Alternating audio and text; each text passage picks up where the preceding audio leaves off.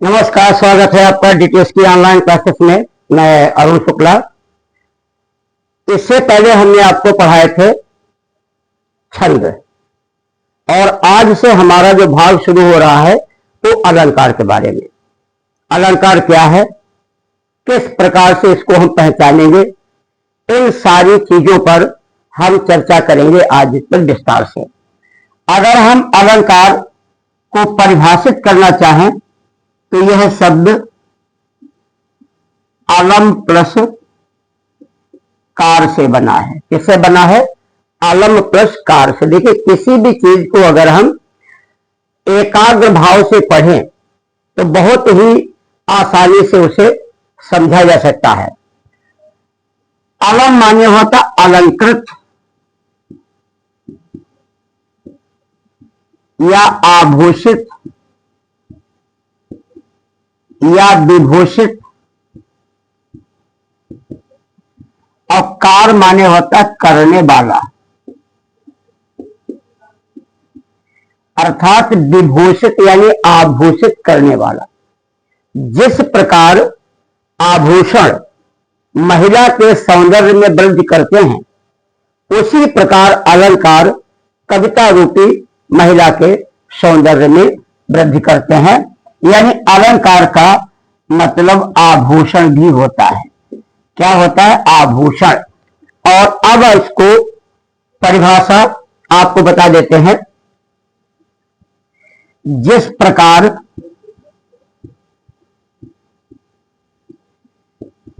प्रकार आभूषण महिला के सौंदर्य में वृद्धि करते हैं,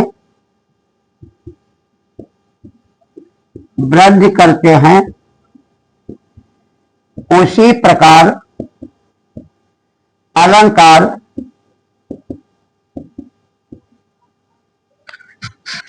कविता रूपी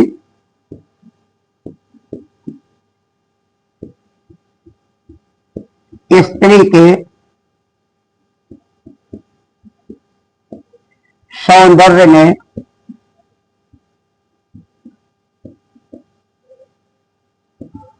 वृद्धि करते हैं। अलंकार में अवयव हैं जो कविता के सौंदर्य में वृद्धि करते हैं। तो जिस प्रकार आभूषण किसी महिला के सौंदर्य में वृद्धि कर देते हैं, उसी प्रकार अलंकार के आने से कविता भी रूपवती हो जाती है, कविता सरस हो जाती है, कविता सहज हो जाती है, और सुनने और पढ़ने वालों को एक विशेष आनंद की अनुभूति होती है। अब आते हैं अलंकार के भेद या प्रकार। दूसरा एक बात और समझ लीजिएगा, हिंदी में बहुत ही महत्वपूर्ण है। हिंदी में आचार्य केशवदास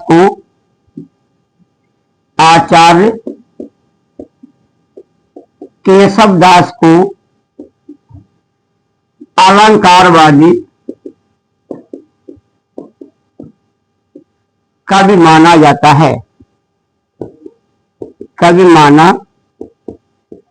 जाता है। ये चीज ध्यान रखिएगा। संस्कृत साहित्य में 6 संप्रदाय हैं, उसमें से एक संप्रदाय है अलंकार संप्रदाय। हिंदी की अगर बात करते हैं तो आचार्य केशवदास ये रीतिकाल के कवि हैं। रीतिकाल के प्रथम आचार्य ही केशवदास, इन्हें अलंकारवादी कवि के नाम से जाना जाता है। अलंकार के जो भेद होते हैं, अलग से अलंकार के भेद या प्रकार। अलंकार के भेद की बात करेंगे, मुख्य रूप से अलंकार के 2 ही भेद होते हैं। हालांकि किताब है सरस्वती कंठाभरण, उसमें अलंकार के तीसरे भेद की भी कल्पना की गई है, लेकिन प्रायः अलंकार के 2 भेद होते हैं। एक है शब्दालंकार और एक है अर्थालंकार। यानी शब्दों के माध्यम से यदि चमत्कार उत्पन्न किया जाए तो शब्दालंकार, और अर्थों के माध्यम से अगर चमत्कार उत्पन्न किया जाए तो उसे अर्थालंकार के नाम से जाना जाता है। एक पुस्तक अभी मैंने आपको बताई थी, सरस्वती कंठाभरण में एक और उभयालंकार की कल्पना की गई है, उभयालंकार। हालांकि इस अलंकार को अभी वो महत्व नहीं है, तो कुल मिलाकर के अगर परीक्षा में बात कभी पूछी जाए कि अलंकार के बारे में, तो इनकी संख्या आप 2 ही बताएंगे, 3 नहीं। तो जहां शब्दों के बारे में के माध्यम से चमत्कार हो और जहां अर्थ के माध्यम से चमत्कार हो। प्रारंभ में शब्दालंकार की संख्या थी 5 और अर्थालंकार की संख्या थी 7।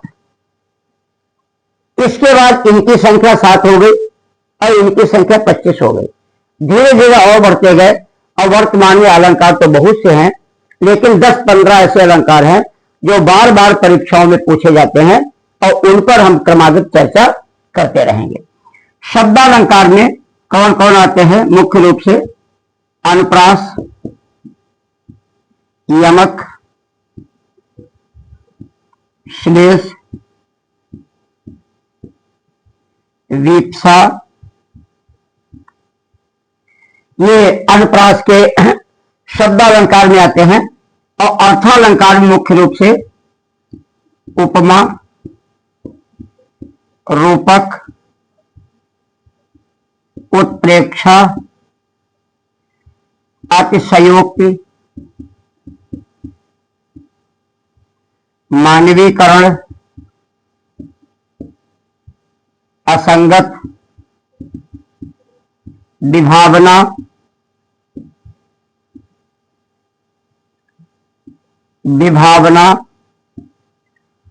उल्लेख,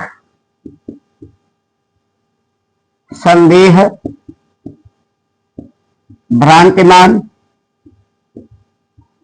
उदाहरण, आज बहुत से अलंकार आते हैं। यहां पर ज्यादातर वे नाम लिखे गए जो परीक्षाओं में पूछे जाते हैं।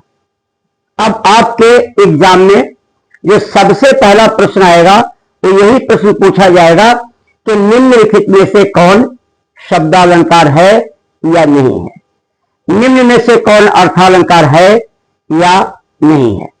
तो इस प्रकार से यहां ध्यान रखिएगा कि कहां पर कौन से अलंकार किस श्रेणी में आते हैं। इसके बाद हम आपको इन एक एक अलंकार के बारे में चर्चा करते रहेंगे, पहले शब्दालंकार के बारे में और फिर क्रमशः अर्थालंकार के बारे में। ज्यादातर परीक्षाओं में अनुप्रास, यमक, श्लेष, उपमा, रूपक, उत्प्रेक्षा, अतिशयोक्ति, विभावना, असंगत आदि अलंकार परीक्षाओं में ज्यादातर पूछे जाते हैं। हालांकि कोई भी पूछा जा सकता है, लेकिन प्रायः यही अलंकार पूछे जाते हैं। तो ध्यान रखिएगा, कल से हम इन अलंकारों के बारे में क्रमशः चर्चा करेंगे। आपको पहले अनुप्रास अलंकार, उसके 5 भेद होते हैं, उन सब के बारे में चर्चा करेंगे और फिर इसी प्रकार आगे बढ़ते रहेंगे।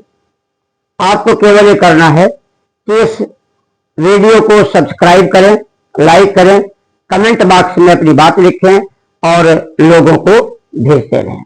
आज की क्लास यहां रोकते हैं, कल से इन सभी अलंकारों के बारे में क्रमशः चर्चा करते रहेंगे। तब तक के लिए नमस्कार, जय हिंद।